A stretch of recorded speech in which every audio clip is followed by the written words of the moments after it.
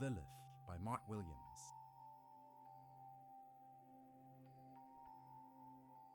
Cold open, the stark voice of Lilith, our title character. We won't meet her for a while yet, but she's the presence that snakes through this story. A desert demon, a djinn, a demigoddess, back to settle certain accounts. Her voice, ideally done by the same performer voicing Tallulah Hennessey, who will sound different, should sound like someone for whom being burnt at the stake would be, at most, an unwelcome annoyance. It carries the easy contempt of an animal who's never suffered a human intrusion in its domain, or if it had, never let the intruder return. There are feathers and fur in her voice, and claws and talons, and a kind of pulsing, barely contained heat, a simmering fury that dances when she wants it to on the edge of seduction. Always, always on her terms. I am like a wild crow, the owl of ruin sleepless. I watch prey for my roots. My enemies curse me, but my bread is made with bones and blood, and I feast. We can almost hear the incipient crack of a smile. Psalm 102, sort of. Intro music, a combination of southwestern, folk, jazz, and briefly, an outro of Hebrew melodies. These crossfade to the insistent, brassy fanfare of the Behind the Veil theme.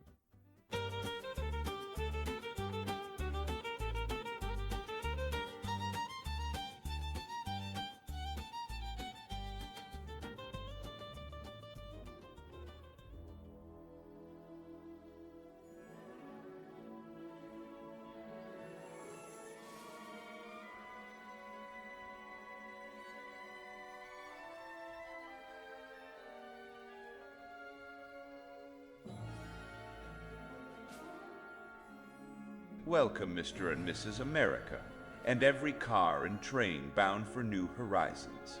From the land of wide open spaces, blowing palms, and sun-kissed secrets, the Monarch Radio Network takes you now to our studios in Hollywood, and Miss Galinda Phoenix, who brings you Behind the Veil and Tinseltown. And everywhere there's a locked door hiding a secret. Hello, hungry listeners. Are you ready to come behind the veil with me? Today, some surprisingly big names in Hollywood are weeping. Not for poor box office receipts or the fact that their spouse has left them for a co-star. No. Instead, they weep for a man who once almost held the power of the sun in his hands, and perhaps flew too close to it and perished. A man named Gottfired Silkes. But his story doesn't end with his death, or even start there, or even start with him. Sound effects, ambient noises of a mid-century railroad platform, open air at a desert station. All aboard the Oasis Wind, Arizona, Hollywood. Sound effects, shuffling, footsteps as Joe Manton turns to the porter. Manton is an ex-small-town sheriff, not happy to be so, somewhere in his late 30s or 40s. Excuse me. You stop in Los Angeles too, right? Union Station, right after Pasadena. It's just, people like to think they're going to Hollywood. Not me. You don't like the movies? I got too many in my head. There's always radio. Yeah, too much news. Take your bag. If you don't mind, I'll hold it. Personal stuff. If you're sure you're okay with that limp. The war? Always. Hard to get it behind you. I know. Sleeping cars down that way. I don't sleep well. Well then, wash up for all that blood. What? Blood, dear listeners. Many claim Dr. Silkes' hands were covered in it during the war. He saw the work of his hands as something else entirely. Sound effects. A scratchy recording of a speech given by Silkes follows, one given at LA's Golden Vista Temple, though we don't know that yet. Silkes' voice is lightly accented, a refined mid-continent tinge that doesn't quite give away what he did in the war. Friends, I am mostly a quiet man, occupied by the quiet small things of this life. My young daughter in my garden, with its blood-red beets, I keep foolishly trying to grow in my sandy soil. My wife tells me they are easier to just get at the market. But I'm also occupied by things even smaller than my hapless sugar beets, or the tears on my daughter's face when she skinned a knee, or a grain of the rice that my wife and I had with Sunday dinner. Though I speak not only of atoms, the discovery of which has so transformed our world, and perhaps even our God. I speak of things smaller still, and yet in some ways perhaps larger, even than God. I speak of pieces of light, and yet because we too are pieces of light. And because we also have the power to remake our world, perhaps to end it, these are both the smallest and the biggest things of all. Much like each of our lives, in that brief atom-like moment we have them, between the unlikeliness of our births and the inevitability of our deaths, if indeed such things are truly inevitable.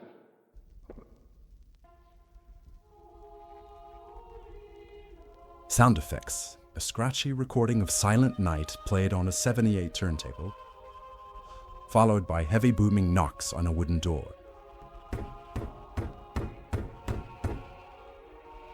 We're now at a crime scene with Manton and his deputy. No answer to the knocks. More booms, then heavier, something else is hitting it, then finally the splintering of wood. And they're in. Sound effects, coughing and hacking sounds, reacting to both a stench and an atrocity. Oh my. Sound effects, Doug finally throwing up. Every time I see something like this, I'm surprised how much blood there is in a human body. I ain't never seen anything like this. I keep forgetting you were too young for the war. Sound effects, in response, more upchuck. Try not to mix that up with the evidence. What the hell happened here?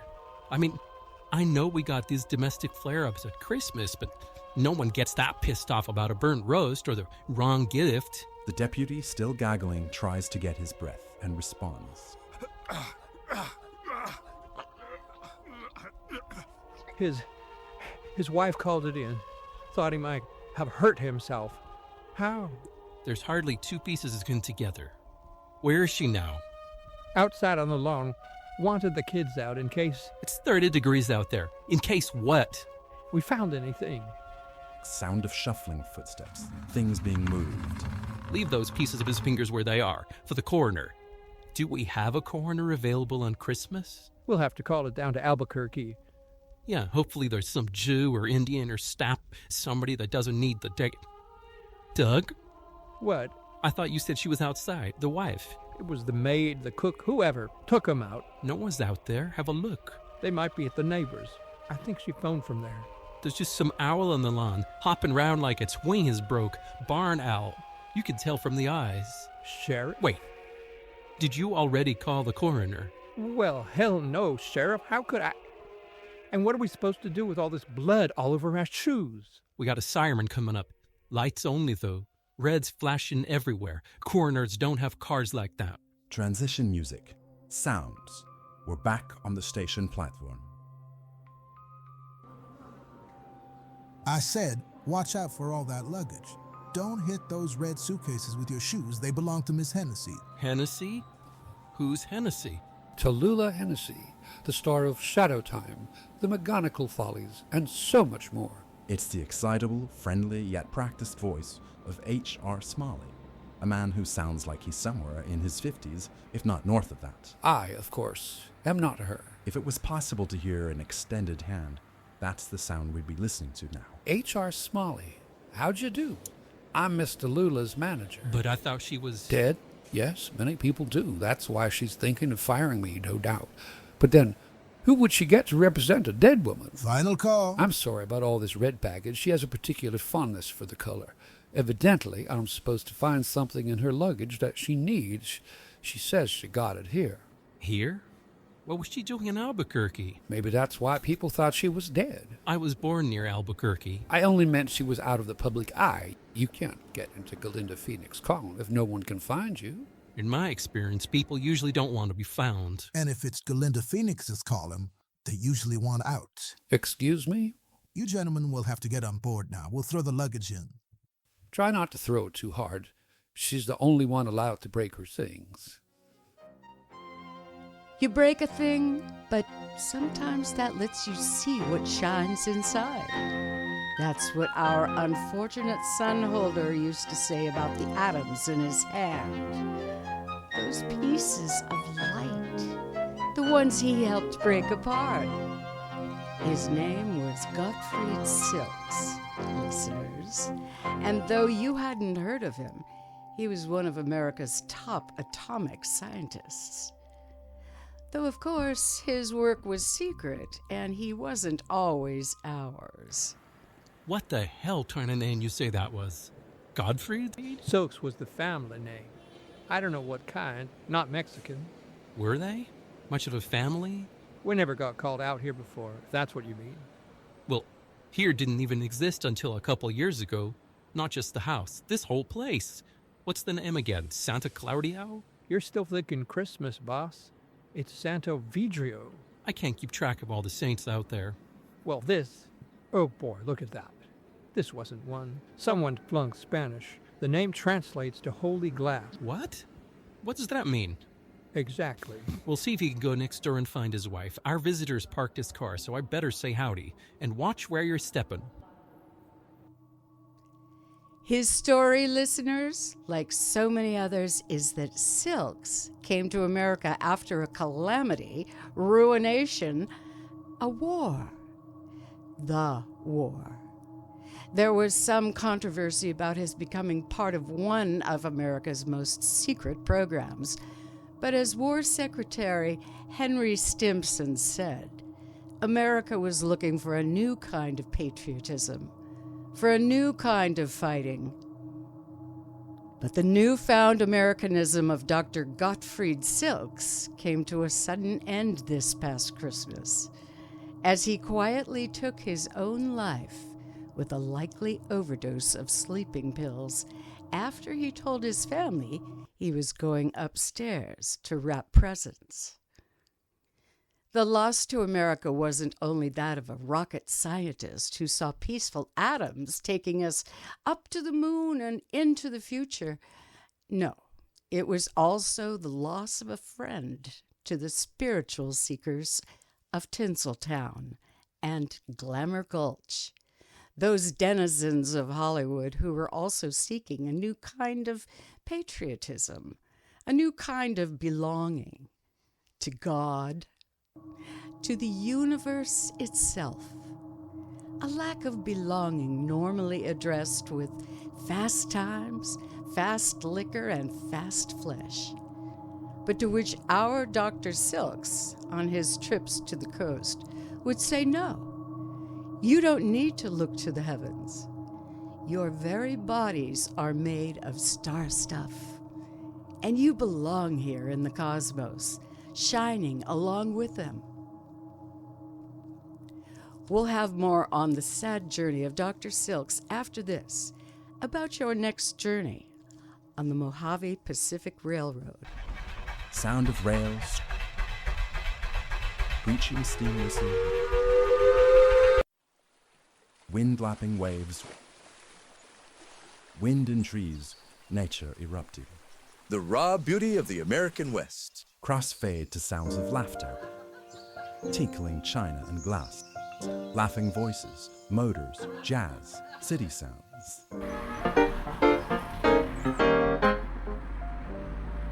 And city glamour from Chicago jazz to Hollywood spotlight. Only one rail line can deliver them all, the Mojave Pacific's Oasis Wind. From our Sun Dome cars to the glamour of our private Kachina Club, when you can mix with Hollywood royalty. A sleek diesel liner screaming down the tracks, crossfading to a more rackety steam whistle sound, wood groaning, people groaning even more. Another train whistle, older, different, then breaking, silence for a bit, sobbing. A large metal door grudgingly gives way. Sharp orders barked in German, shouts. Screams, wailing, voices. The wailing, sobbing voices start to recede as people are dragged away from the train. A low, almost intimate voice, a little more serpentine than what we had heard earlier. You're next. What? You, or perhaps your mongrels. They're not. You're here to work, then die. Your little mongrels, though. Machine gun fire outside the train. They're just eaters. No. You should never have left them out of your sight. I didn't. My girls. Not that it matters much, the invisible nuclei in two little atoms when they are torn apart. That matters more than the nanosecond of any human life. The illusion of sentimental moments, the panicked prayers to any ineffable name you might conjure up. Sound effects, more gunshots, more victims. Please. Please, stop it. Everything gone. Only Stardust is left. Please. Poof. The shooting now more sporadic, as the groans grow fewer. Manton wakes from his nightmare, shaken by the porter. Sound effects of regular passenger train sounds, with distant shrieks fading in the distance. Sir. No. Sir, you were sleeping. You're here, sir, on the Oasis Wind, heading to Hollywood. I was... Poof. Sleeping. Yes, you were. You dropped these photos. Yeah, work. Sound effects of him grabbing them back. The blood. Why do you keep talking about blood? In the pictures, sir. Sound effects of shuffling papers as he hands the photos back. No wonder you would have bad dreams. Yeah, that was the kind of work it was. I have a message for you. For me? She wanted me to find you, even here in coach. I'm not even supposed to be in this car. I could get written up.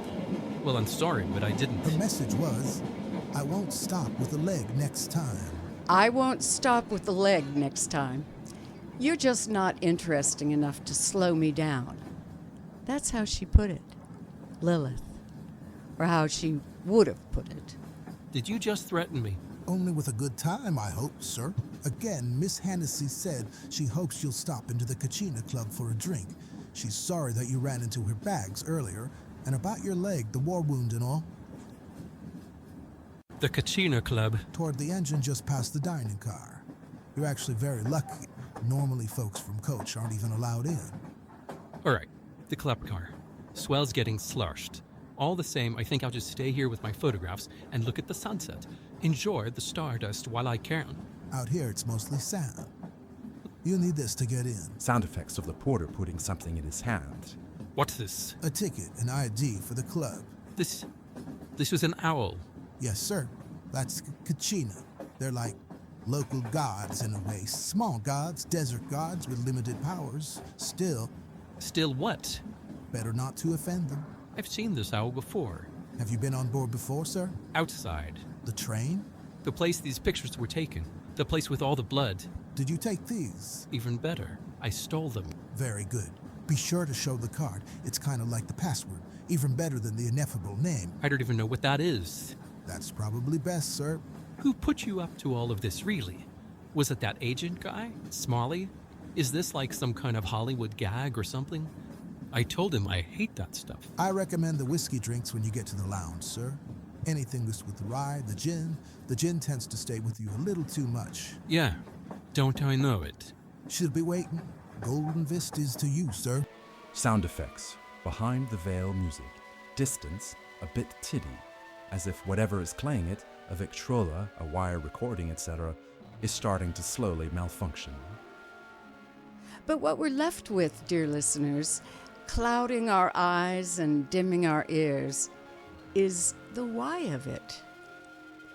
Why would Gottfired Silkes, who preferred to go by Gil when he was coaching his daughter's softball team, running potato sack races, or even giving symposiums at LA's Golden Vista Temple, why would he lock himself in his room, take a bottle of pills, and end it that way, when he had so much more to offer? Even his wife, Jess, can't say. We met, I met him in the war, right after. He'd lost a family, too, in Dresden. The firebombing. I was helping process the ones, the survivors who weren't... I'm sorry, but Mrs. Silkes doesn't have anything else to say. We just want to comment. Excuse us. Hey. I said excuse us. Sounds of a tape recorder being grabbed, destroyed. Our conversation and the very rare magnetic tape recorder it was made on, German war surplus no less, were both wrecked in that moment. But our diligent crew here at the Monarch Network has recreated it, every noun, adjective, and preposition, to help you peer more closely behind the veil. Sound effects, night sounds, crickets, etc. We're outside, back at the scene of the crime, in front of the Silkes house. Dark Coat, the man we heard talking just a moment ago, gruff in his own way, yet disturbingly unruffled, is the first voice we hear after the engine of his car is cut and a couple of doors slam shut. Manton tries to make sense of the situation. Sheriff, I'm the sheriff for this county, and you're not a coroner. Who the hell are you? They're not from Albuquerque, Sheriff. I can see. Need to see some ID, officer? Sheriff. We can't see anything without a... Hey! Sound effects, slapping, grappling, something being dropped. Keep that light off. We don't know if whoever did this is still nearby. That's why we cut our sirens. But not your lights. Can you see enough now, Sheriff? You're with the SSU? They shut you down after the war. They just renamed us, expanded the mission a little. Who even told you people this happened? We'll be taking control of this crime scene, Sheriff. Can they do that? I'm not done here yet. We haven't even started. We have jurisdiction now, for reasons that we can't really talk about it. Though I'm sure you'll understand, what with us being on the same side and all. Sides?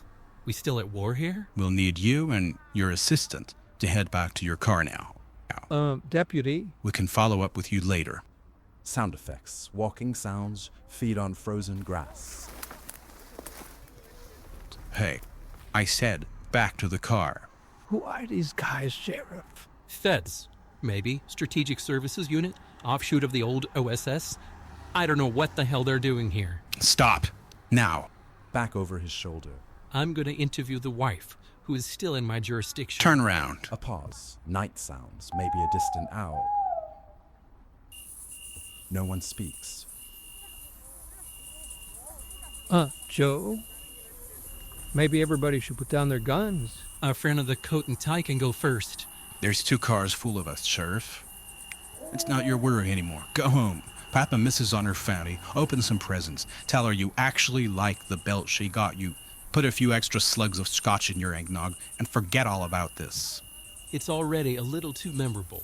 SSU. We don't get murders here. We get drunks taking bad curbs in their trucks and husbands and wives beating each other when the money runs out. And sometimes people freezing to death when they get lost out in the pines. But now I got 4 walls up there covered in blood like it was a bonus round at a finger painting contest, and I want to know what the hell happened, and I want to know how that all took place behind a locked door, and who the hell told you it happened in the first place. Sheriff? The guns?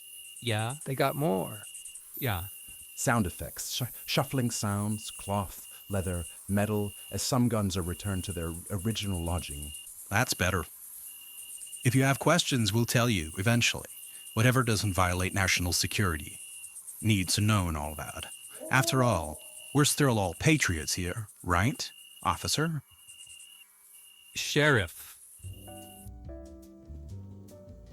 Sheriff, you must have 1,000 questions. Sound effects. Clinking china, glasses, the murmur of steady conversation. We're back on the Oasis wind, and Manton has just entered the Kachina Club car, greeted by none other than Tallulah Hennessey. I'm surprised, Miss Hennessey. Oh, please. All this, we're just regular folks here. Even with all the mumbo-jumbo they make you go through to get in. I would sleep in the Kachina Club if they'd let me. It's the only thing that makes this long trip bearable. I think, Miss Hennessey, it's not so much sleeping as passing out that may be the issue. This is our little game, Sheriff. Hieronymus here insults me, and we call each other names. Hieronymus? The H in HR. She seems to think it's a put-down, and yet it's what my parents named me. They like painters, but still, despite being her manager, I can only call her Miss Hennessey instead of Tally or Tallulah. But you can call me Tally, Sheriff. Forgive me if I don't shake. My arm's a bit, shall we say, hors de combat. She's a little bothered. You won't be able to kiss the hand. Won't you please sit down? I guess. Sound effects, chairs scraping, Manton sitting down. I'm just not sure why I'm here. We invited you. After Hieronymus told me about meeting you, I don't know if I'd call that a meeting, but that's not what I meant. What do you mean? Here on the train? You said you were going to Hollywood. Pasadena. Vacation? Not planned exactly. Plans don't seem to work out anymore. Since the war, you mean? That changed a lot of plans. I used to be married, had 2 kids, have daughters. For work, I gave out speeding tickets, looked into break-ins and tool sheds. Life made sense. Did? Then you were a lucky man, Sheriff. But still, you must have seen things. More than just stolen crescent wretches. How do you people know I'm a sheriff? I told them. Oh, hi, Jordan. Miss Hennessey. It was on the passenger roster, Mr. Manton. I thought you couldn't work the other cars. Not coach anyway, sir. I'm here for your drink orders. Another sing-song, please, Jordan. Careful, Tally. Oh, shush. And you? Coffee, please. Jay, one of us is going to need to stay awake. And for our guest? I'll have... Maybe I should have what the lady's having? That pomegranate juice with a little orange and gin. I don't know if it would be my first choice, sir. Then I guess I'll stick with what you recommended earlier. Excellent. If you want to think about some dinner, I can leave the menus. We haven't gotten to the steak part of the evening yet, Jordan. But I'll let you know. Very good, Miss Hennessey. Sound effects of the porter leaving. So tell me, Sheriff, what else should we call you? Joe is fine. Joe Manton. And thanks for whatever this is. I'm pretty sure the sheriff part doesn't apply anymore. Why not? There were some disagreements about a case I was on.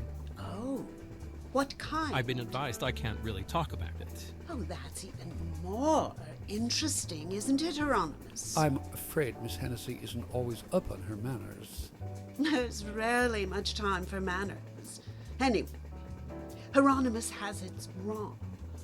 It's not rudeness. I just like a good story. Do you have one, Sheriff? But Joe, maybe something to do with your limp. Hit by a stolen crescent wrench, perhaps? Not quite. Maybe it was actually the war, Tallulah, and he doesn't want to talk about it. Oh, it's Tallulah now. Only when he's really cross. It wasn't the war either. How about you and that arm, Miss Hennessey? Tally. Is that a good story? Listen to us dragging our old wounds everywhere. Nothing to do with the war, then? I did try to get Miss Hennessey on USO's tours. Until everyone comes home. That's the slogan, all right. Were you part of the USO? I was at some of the shows for Trooks. I guess that's the trick, though, feeling like you're actually at home, even for a minute or two. Yes.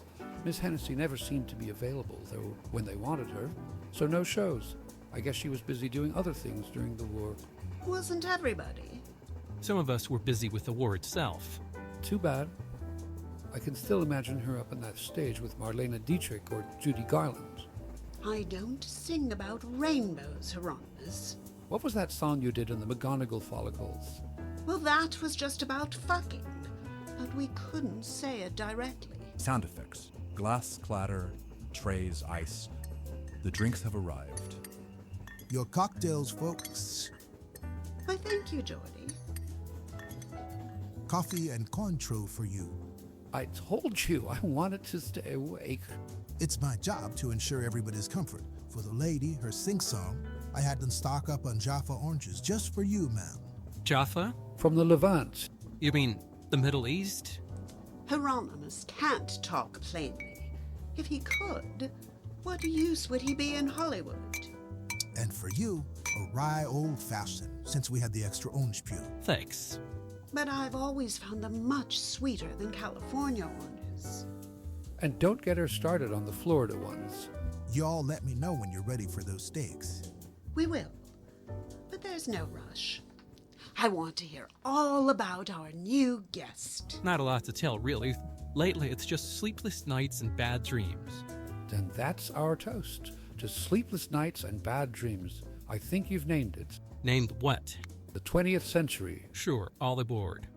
Sound effects, the clinking of glasses and cups.